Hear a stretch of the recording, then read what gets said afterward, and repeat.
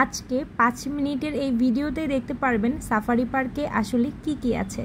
তো চলুন শুরু করা যাক। আসসালামু আলাইকুম, সবার কি অবস্থা, সবাই কেমন আছেন? কক্সবাজার রোডে এই সাফারি পার্কে মাত্র 100 টাকা এন্ট্রি ফিস দিয়ে কিন্তু আপনি অনেক ধরনের পশু পাখি দেখে আসতে পারেন। এই পার্কের নাম হলো দুলহাজারি সাফারি পার্ক বা সাফারি পার্ক কক্সবাজার, এই দুইটা নামে এটাকে মানুষ চিনে। তো যাই হোক, পার্কের ভিতরে আমি কি দেখেছি এবং কোথায় কোথায় কত টাকা কি লেগেছে আমি ভিডিওতে একদমই সব ডিটেলসে বলে দিব। আর ভিডিওটার লেন্থ 5 মিনিটের বেশি, তাই যাদের সময় আছে তারা দেখতে পারেন।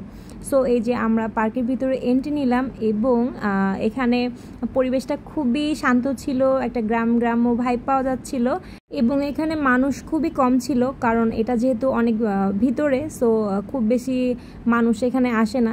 লাইক আমরা চট্টগ্রামে যেমন দেখি পার্কগুলোতে অনেক বেশি ভিড় হয়, এটাতে একদমই তেমন ছিল না। আর ফার্স্টে এখানে ছিল অনেক ধরনের পাখি, আমি এত পাখির নাম জানি না, সো আমি বলতে পারছি না। সত্যি বলতে পার্কে যে আমি এতগুলা ক্লিপ নিয়েছি, এত ভিডিও করেছি, আমি সেই জন্যই এই ক্লিপগুলো ওয়েস্ট না করে আমি এগুলো জোড়াতাড়ি লাগিয়ে মোটামুটি এই ভিডিওটা বানাচ্ছি।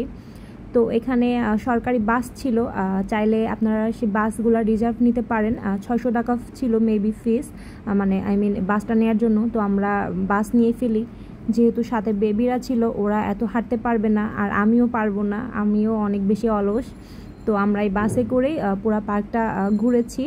আর কোথায় কোথায় দাঁড়াতে হবে এই বাসের যে ভাইয়াটা আছে উনি আমাদেরকে মানে সেখানে দাঁড়িয়ে আমাদেরকে সেগুলো দেখিয়েছে এবং বিভিন্ন তথ্য সেগুলো বলেছে, যেগুলো কোনো কিছু এখন আমার মাথায় নাই, থাকলে আমি বলতাম। তারপর এই যে এই প্লেসটা অনেক বেশি সুন্দর ছিল। এখানে আমাদেরকে আনা হয়েছিল কুমির দেখানোর জন্য, বাট কুমিরগুলাও এত অলস, কোথায় কোথায় ঘুমিয়ে আছে। আমরা মেবি একটা কুমির দেখতে পেয়েছিলাম। আমরা মূলত ভিউগুলা দেখে একদমই হ্যাপি ছিলাম, মানে মন একদম ভরে গিয়েছিল যে এত সুন্দর ভিউ, এত ফাঁকা প্লেস আসলে চট্টগ্রামে তো ওইভাবে দেখা হয় না। সো এই যে নেক্সট হচ্ছে এখানে বাদর দেখাতে নিয়ে আসছে আমাদেরকে। এটার নাম মেবি আসামি মানকি বা আসামি বাদর এরকম ছিল। এই যে আমরা ভাবতেছিলাম যে আমাদের কাছে যদি কোনো ফ্রুট থাকতো বা আমরা বাদাম নিয়ে আসতাম, আমরা দিতে পারতাম।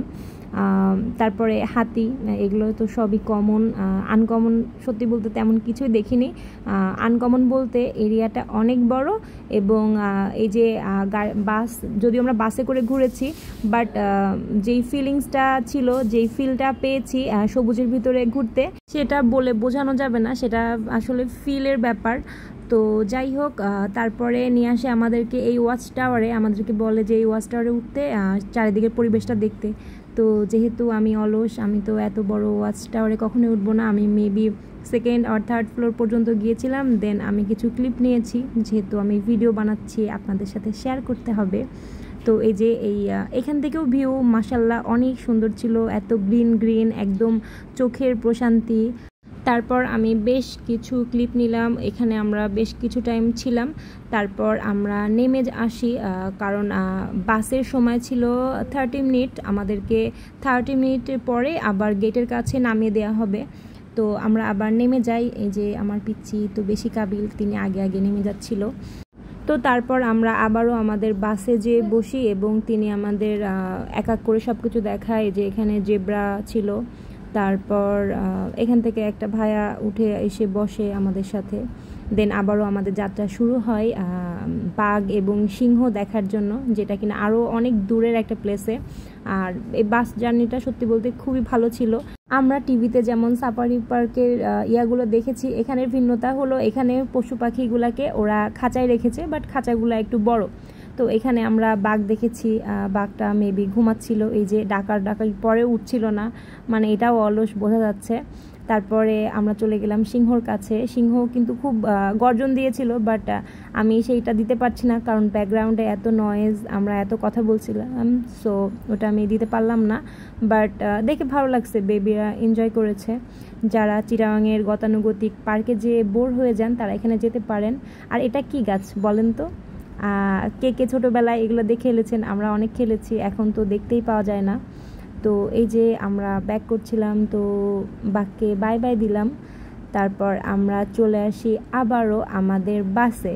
কারণ আমরা খুবই টায়ার্ড ছিলাম। আর ওদিন বৃষ্টিও হয়েছিল। গরমের দিনে গেলে হয়তো বা আরও অনেক বেশি কষ্ট পেতাম, বাট বৃষ্টির দিনে যে একদমই ভালো লেগেছে। তারপর আমাদেরকে বাস নামিয়ে দিয়েছিল, সেই ক্লিপগুলো আমি নিতে পারিনি। তারপর আমি আবারও ভিডিও করতে করতে বের হয়ে আসি। এখানে পার্কের ফ্রন্টে এগুলো ছিল, এই যে বিভিন্ন স্ট্যাচুগুলা ওরা বানিয়ে রেখেছে। আমরা বের হয়ে আসি। তো ভিডিওটা শেষ পর্যন্ত কেউ দেখেছেন কিনা জানি না, দেখে থাকলে ধন্যবাদ। সবাই ভালো থাকবেন, আমার জন্য দোয়া করবেন, আপনাদের জন্য দোয়া থাকলো। আল্লাহ হাফেজ।